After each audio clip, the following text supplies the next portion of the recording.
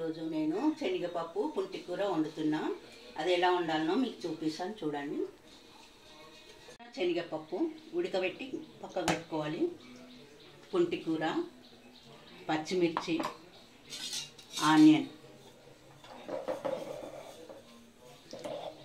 Bowl పెట్టుకొని oil పోసుకొని కొద్దిగా ఆవాలు, జీలకర్ర,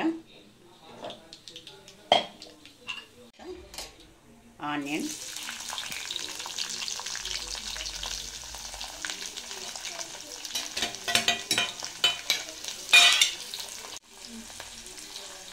కరివేపాకు పొడి,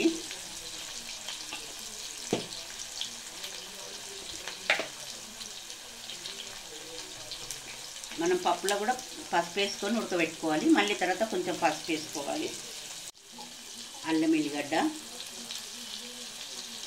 పేస్ట్, అల్లం ఎల్లిగడ్డ పేస్ట్ ఇది గ్రైండ్ అయినాక పుంటి కూర వేసుకోవాలి. ఇట్లనే ఆకులు వేసుకుంటే ఉడికిపోయి మెత్తగా అయిపోతుంది. అది ఉట్టిగానే మెత్తగా అవుతుంది.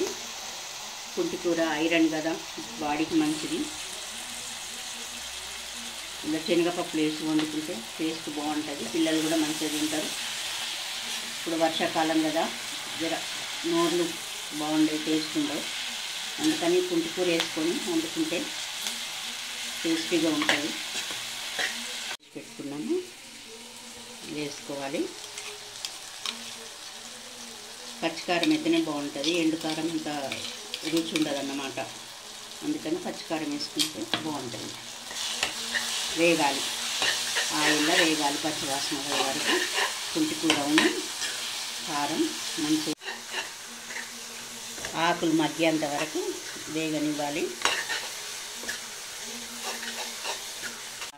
ఆకులు దగ్గరికి అయిపోయినాయి. ఇట్లా వేగాక పప్పు వేసుకోవాలి.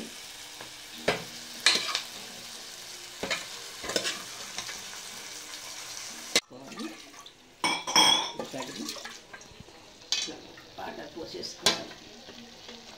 సర్దులు దగ్గులు ఉంటాయి కదా, నోరు కొంచెం టేస్ట్ ఉండదు. పుల్లగా బాగుంటుంది కర్రీ. పిల్లలైనా ఎవరైనా మంచిగా తినొచ్చు. అన్నంలకు కానీ చపాతీలకు కానీ బాగుంటుంది. కొద్దిగా మిరపకాయలల్లా వేసి పట్టిన నేను, సరిపోదు కదా, అందుకని మళ్ళీ టేస్ట్ చూసి సాల్ట్ వేసుకోవాలి.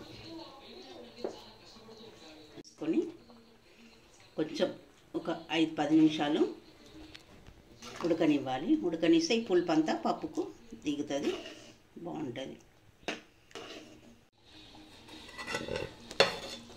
చూడండి, ఇట్లా దగ్గరికి అయినాక స్టవ్ కట్టేయండి. బాగుంటుంది పప్పు. మీకు నచ్చినట్టయితే సబ్స్క్రైబ్ చేయండి.